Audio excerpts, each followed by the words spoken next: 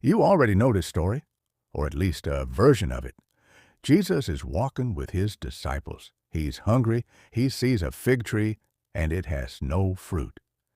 And Jesus curses it, and the tree withers. You have probably heard this taught as a strange, almost embarrassing moment. Jesus losing his patience with a plant, taking out his hunger on something that couldn't help him.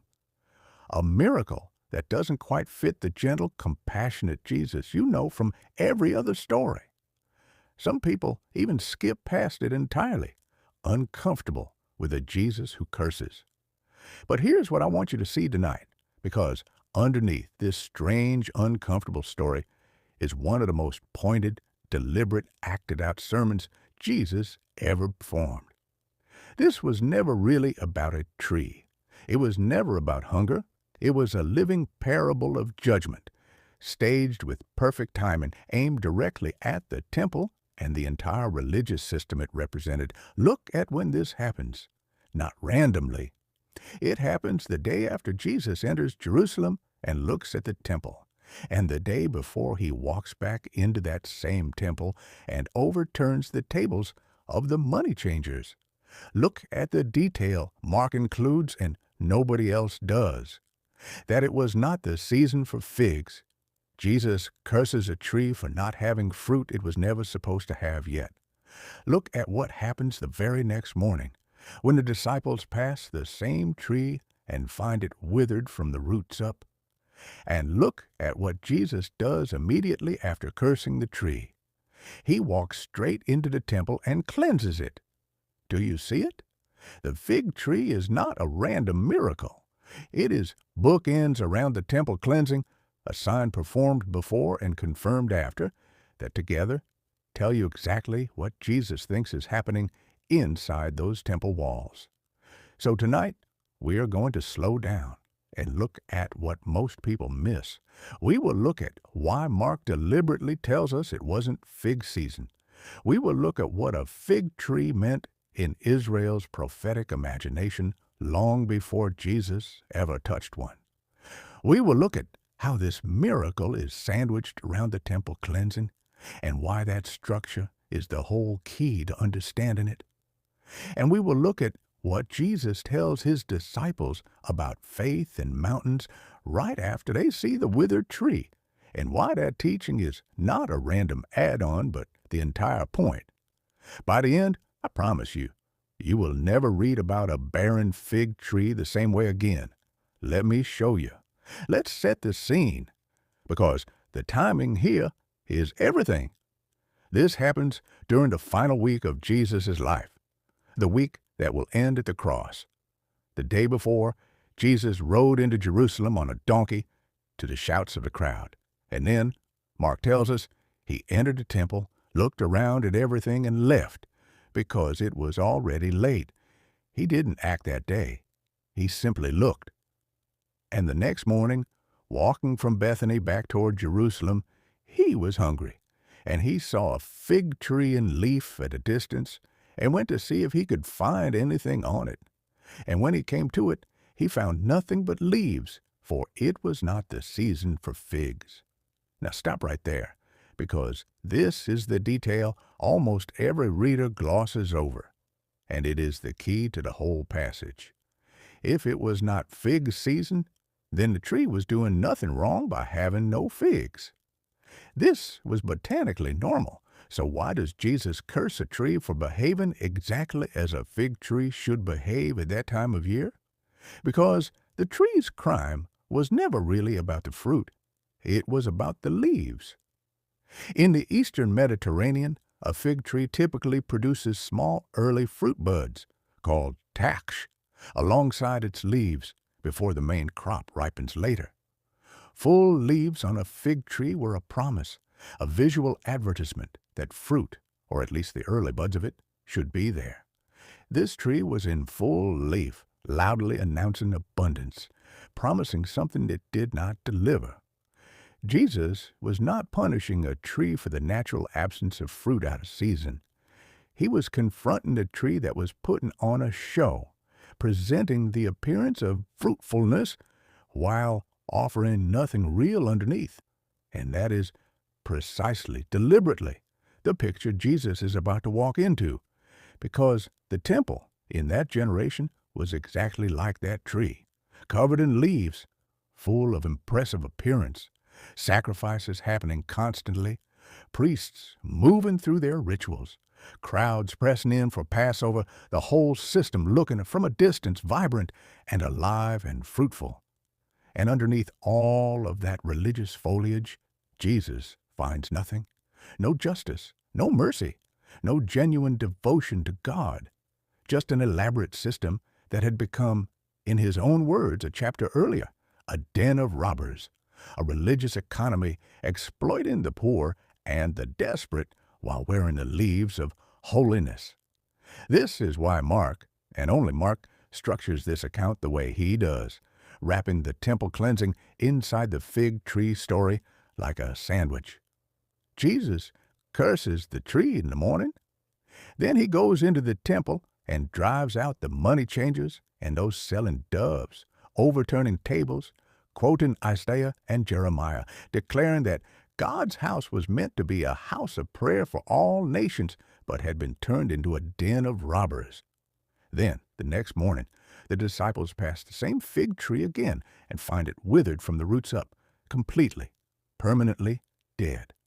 Mark wants you to read these two stories as one continuous act. The fig tree is the sermon before the sermon and the confirmation after it. What Jesus does symbolically to the tree in the morning, he does literally to the temple's corrupt practices by afternoon, and the tree's fate the next day tells you exactly what is coming for a system that produces leaves without fruit. And this is not a new metaphor Jesus is inventing on the spot. The fig tree carried enormous prophetic weight throughout Israel's scriptures long before this moment.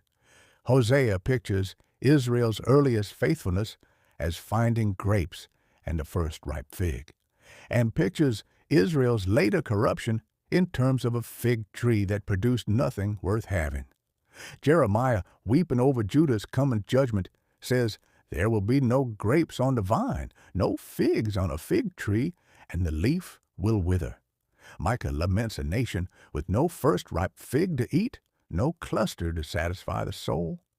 And Jesus himself, earlier in his ministry, told a parable about a fig tree that had not produced fruit for 3 years, and the vineyard owner wanted it cut down, and the gardener pleaded for one more season, one more chance to dig around it and fertilize it before judgment fell.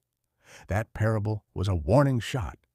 This moment in Jerusalem, in the final week, is the parable's fulfillment. The extra season is over. The tree that promised fruit and delivered only leaves has run out of time. So when Jesus curses this specific fig tree on this specific morning, in full view of his disciples, he is not venting hunger-fueled frustration at an innocent plant.